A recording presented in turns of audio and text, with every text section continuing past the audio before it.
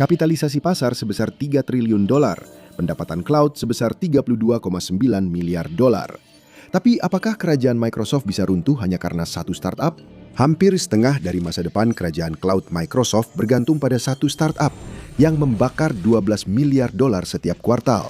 Saya Jos, dan di episode The Infographic Show hari ini, kami akan mengungkap perpisahan besar antara Microsoft dan OpenAI yang bisa membuat OpenAI dan ChatGPT bangkrut selamanya. Microsoft tidak hanya berinvestasi di startup, mereka menjerat startup-startup itu. Mereka memberikan para pendiri hingga $150.000 dalam bentuk kredit cloud Azure gratis, bukan uang tunai, melainkan voucher digital. Perusahaan-perusahaan kecil ini menghabiskan waktu berbulan-bulan membangun produk mereka di Azure, memetakan setiap basis data dan alur kerja ke format milik Microsoft. Pada saat kredit gratisnya habis, mereka sudah terjebak.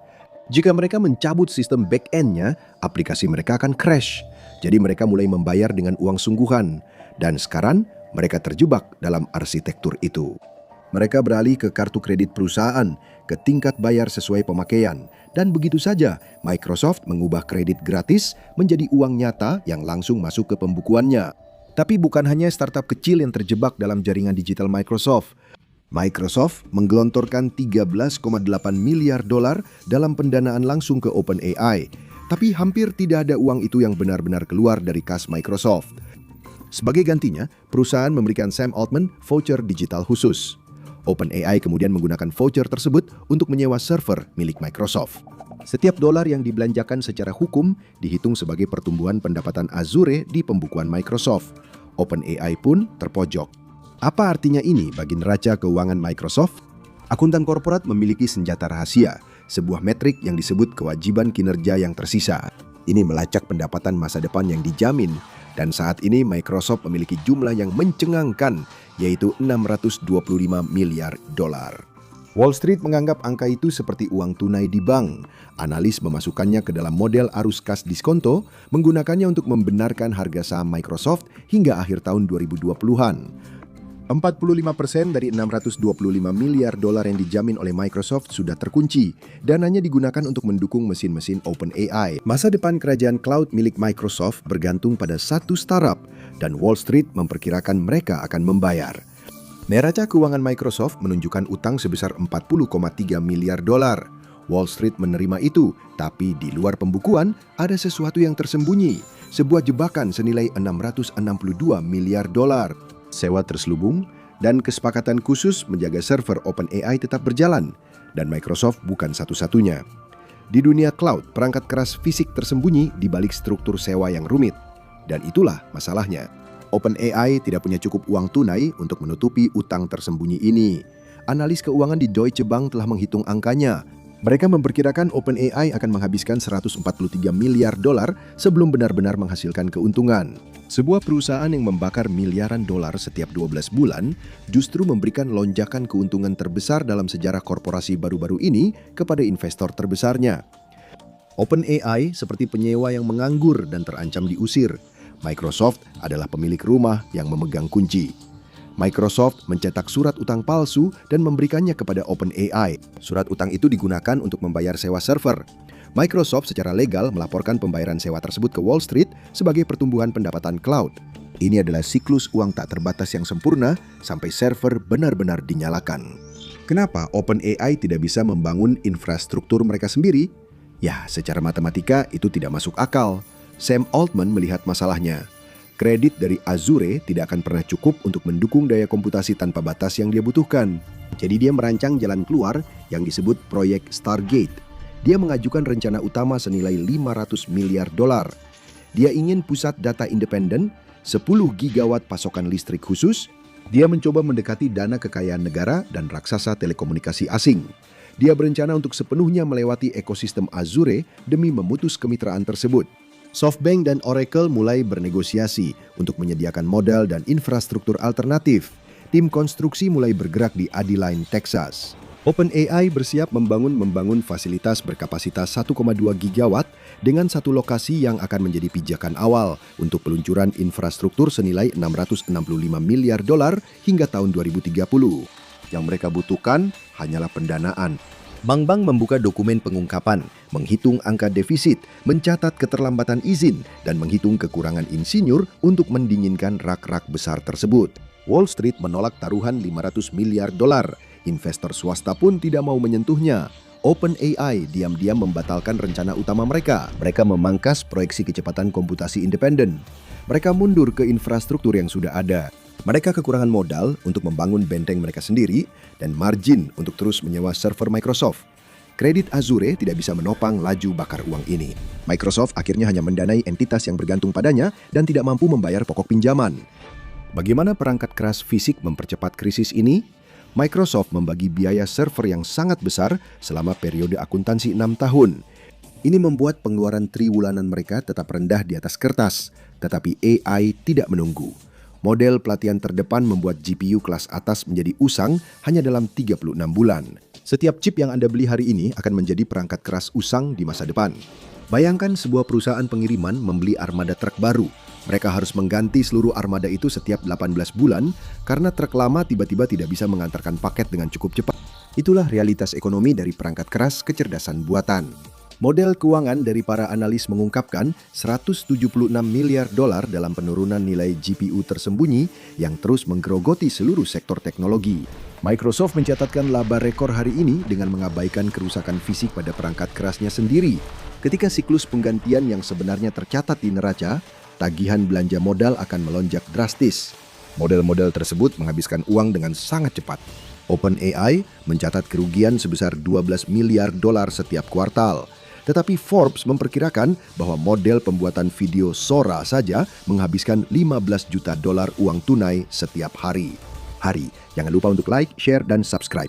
Pengambil alihan AI bukanlah sesuatu yang akan datang, itu sudah terjadi, dan kami akan terus mencoba mengungkap kisah sebenarnya.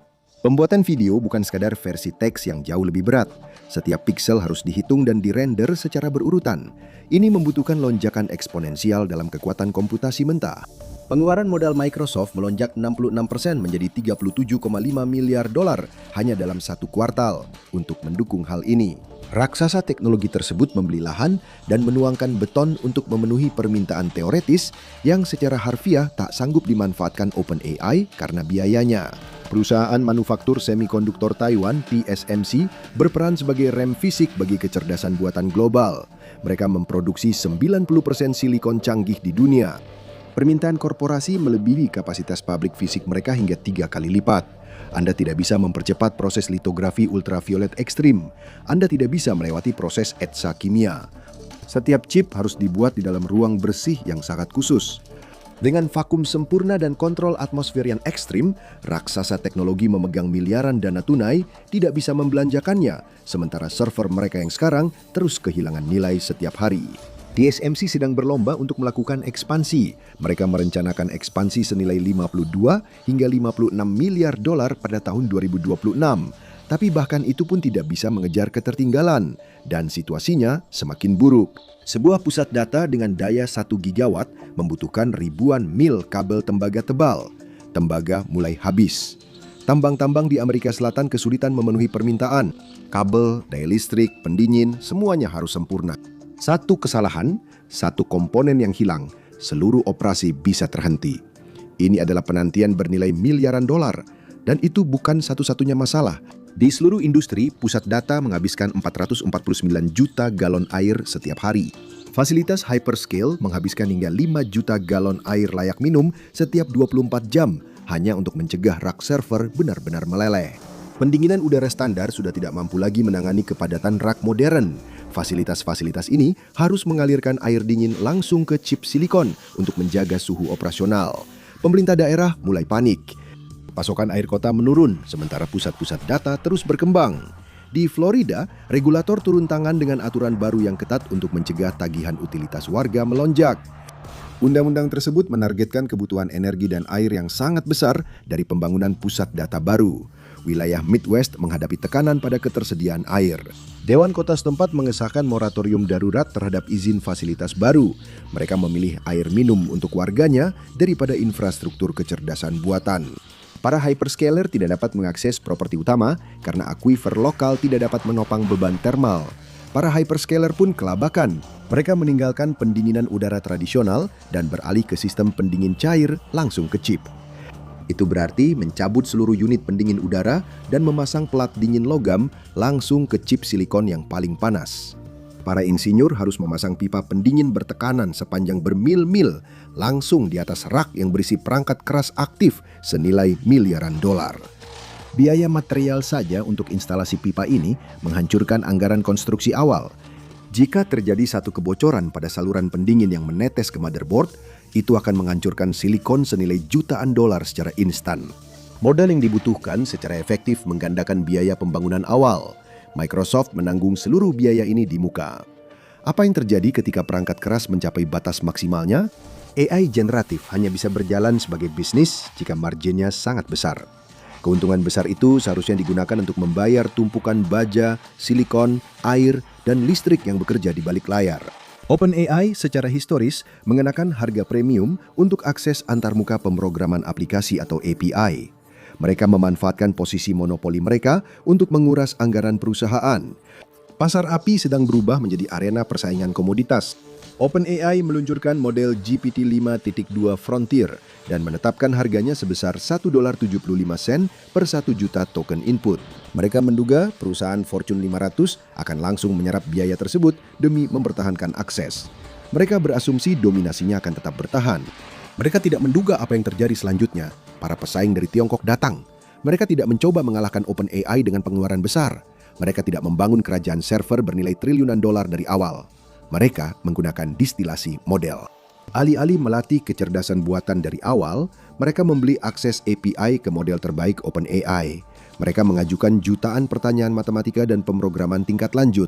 Mereka merekam jawabannya, lalu mereka melatih arsitektur yang lebih kecil dan efisien menggunakan output tersebut. Semuanya tanpa membayar biaya pelatihan. DeepSeek merilis arsitektur V3.2 mereka dan berhasil menyamai performa model Frontier Amerika. Mereka menurunkan harga paket token yang sama persis menjadi 28 sen. Dalam semalam, harga premium runtuh. Perang harga global pun meletus, margin keuntungan hilang. Para pengembang secara aktif mengalihkan tugas harian mereka ke alternatif yang lebih murah. Mereka hanya menggunakan OpenAI untuk tugas penalaran yang paling kompleks. Mereka menyalurkan 90% beban kerja standar mereka ke model asing atau alternatif open source lokal. Hal ini menghilangkan volume dengan margin tinggi yang sangat dibutuhkan OpenAI untuk bertahan hidup. Bagaimana Microsoft menanggapi keruntuhan pendapatan ini? Microsoft hanya menyaksikan saat keruntuhan ini terjadi. Mereka tahu OpenAI tidak bisa menghasilkan pendapatan yang cukup untuk melunasi utang tersembunyi mereka. Jawabannya adalah dengan mengambil sendiri nilai tersebut. Mereka mengintegrasikan teknologi OpenAI ke dalam produk mereka sendiri. Copilot menjadi bagian inti dari Word, Excel, dan Teams. Mereka mengenakan biaya tetap $30 per bulan untuk setiap pengguna perusahaan, 15 juta orang sudah berlangganan. Wall Street menganggap setiap $30 itu adalah keuntungan murni. Perangkat lunak standar itu seperti mesin cetak, dibuat sekali, didistribusikan selamanya, dan margin keuntungannya bisa mencapai 90%. Kecerdasan buatan generatif menghancurkan model itu. Setiap kali seseorang mengklik tombol Copilot, sebuah superkomputer menyala dan menghabiskan energi. Biaya bulanan tetap $30 itu bahkan tidak cukup untuk menutupi biaya listrik dasarnya. Microsoft menanggung biayanya demi menjaga pelanggan tetap terikat dalam ekosistem mereka. Mereka secara aktif mensubsidi alur kerja perusahaan-perusahaan terbesar di dunia. Pertumbuhan cloud dari tahun ke tahun melambat menjadi 39% pada kuartal kedua tahun 2025. Itu berada di bawah pertumbuhan 40% yang diminta Wall Street untuk membenarkan valuasi sebesar $3 triliun. Margin keuntungan sedang tertekan, turun dari 46,7% yang kuat ke tingkat yang tidak berkelanjutan. Microsoft menggunakan infrastruktur komputasi termahal dalam sejarah manusia hanya untuk membuat draft email korporat dasar. Jika mereka menaikkan harga Copilot, klien akan beralih ke alternatif yang lebih murah. Jika mereka mempertahankan harga di $30, para pengguna berat akan menghabiskan kapasitas server. Jika mereka membatasi kapasitas Azure untuk Copilot, pengalaman menggunakan perangkat lunak akan langsung menurun. Di mana titik kerusakannya terjadi? Modal Ventura standar tidak bisa menutupi defisit ini. Silicon Valley tidak memiliki likuiditas untuk menutupi lubang sebesar ini. Mereka membutuhkan satu entitas yang mampu menulis cek senilai 50 miliar dolar dalam satu sore. Pada Januari 2026, Sam Altman terbang ke Uni Emirat Arab. Dia menawarkan valuasi perusahaan sebesar 830 miliar dolar kepada dana kekayaan negara di Abu Dhabi dan meminta 50 miliar dolar dalam bentuk uang tunai. Itu adalah upaya terakhir untuk menjaga server Azure yang ada tetap berjalan dan sepenuhnya menghindari sistem perbankan domestik. Komite Investasi Asing di Amerika Serikat mengawasi setiap langkah. Pentagon mengklasifikasikan Frontier AI sebagai infrastruktur keamanan nasional yang sangat penting. Itu dianggap sebagai sistem senjata. Dana dari Timur Tengah langsung diblokir. Pemerintah sebelumnya memaksa dana Saudi untuk sepenuhnya menarik investasi dan keluar dari startup chip kecerdasan buatan yang didukung oleh Altman. OpenAI kekurangan likuiditas domestik dan dilarang menerima bailout dari negara asing. Setiap jalur penyelamatan telah diputus. Dampaknya di pasar obligasi terjadi dengan cepat. Microsoft secara resmi memiliki utang sebesar 100 miliar dolar. Para investor menghitung ulang premi risiko. Pertumbuhan Azure melambat dan 45% pendapatan masa depan bergantung pada satu penyewa yang tidak menguntungkan. Mereka menyaksikan 12,7 miliar dolar lenyap dalam pembayaran kepada pemegang saham, sementara pusat data menghabiskan uang dengan laju rekor. Imbal hasil Treasury Amerika Serikat naik menjadi 4,08%. Tiba-tiba, modal murah menghilang. Setiap fasilitas baru harus membuktikan keuntungan langsung, sesuatu yang tidak bisa dijamin oleh OpenAI. Dan begitu saja, ekspansi terhenti. Fasilitas pusat data mulai kolaps. Besar dan luasnya kerugian operasional telah menyebabkan kepanikan internal.